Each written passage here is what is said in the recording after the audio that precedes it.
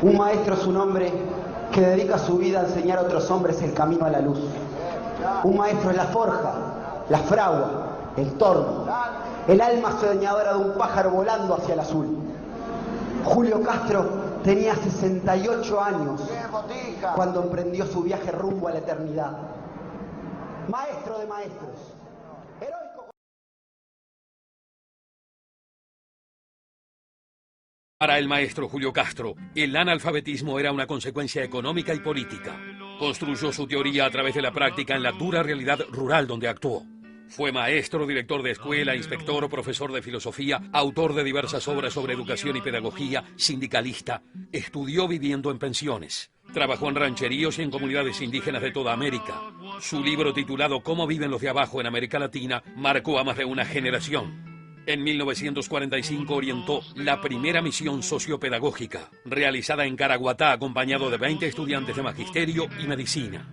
Ese contacto de los estudiantes con la pobreza del interior más profundo, reflejado por artículos de Julio Castro en Marcha, impactó en la opinión pública de la capital y sacudió los cimientos de la realidad educativa nacional. Rancheríos de Caraguatá, aprendiendo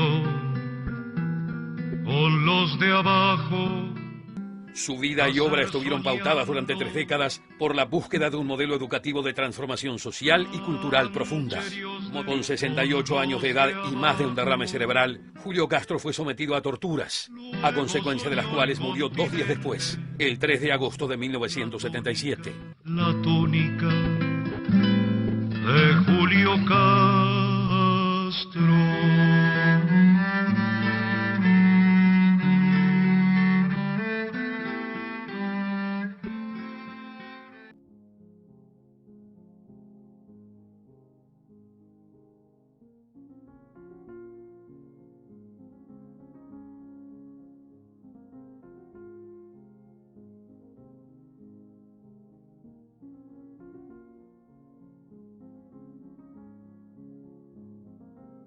Tengo 89 años, soy maestra jubilada de dirección de la Escuela 3.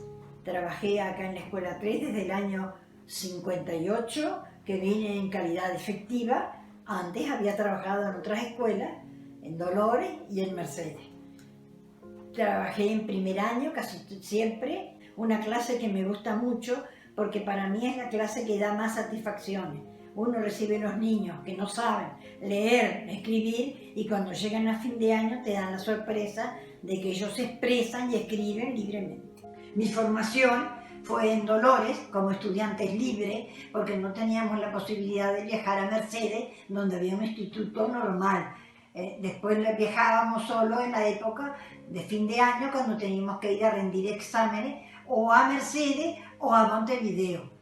Ahí cumplíamos con todos los requisitos que había que dar, cada materia por separado. Además teníamos puericultura, teníamos agronomía, teníamos arte, teníamos distintas clases, lenguaje.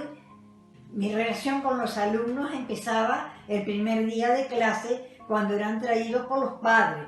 Los niños se quedaban y 2 o 3 días eran acompañados por los padres, porque dado que ellos no tenían jardinera en esa época, tenían que adaptarse a quedarse 4 horas fuera del ámbito familiar. Entonces los niños se adaptaban a vivir en compañía de los otros alumnos de la clase. Además de compartir ese rato con los niños, nosotros seguíamos en comunicación con los padres porque teníamos por costumbre acompañar a los niños a la salida y a veces ir de visitas a la casa de los niños a conversar con los padres. No venían mucho los padres a la escuela porque no se usaba en esa época venir a la escuela. Solamente cuando nosotros salíamos de visita, que a veces recorríamos el pueblo con la clase, íbamos llegando a la clase, a la casa de los niños, a estar conversando con los padres.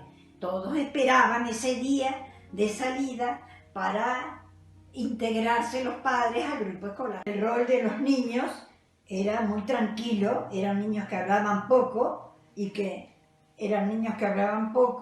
que no estaban acostumbrados a expresarse, entonces también había que enseñarles a que se expresaran oralmente. Después practicaban eso, la conversación en un rato después del recreo. Generalmente se hacía una actividad de expresión oral. Cuando se portaban mal, el problema era que a veces eran medio revoltosos. Para tranquilizarlo les daban una penitencia que en mi caso consistía o estar paraditos un rato o quitarles un poco de recreo, que no les gustaba mucho, porque ellos jugaban con todos sus amiguitos a la hora del recreo.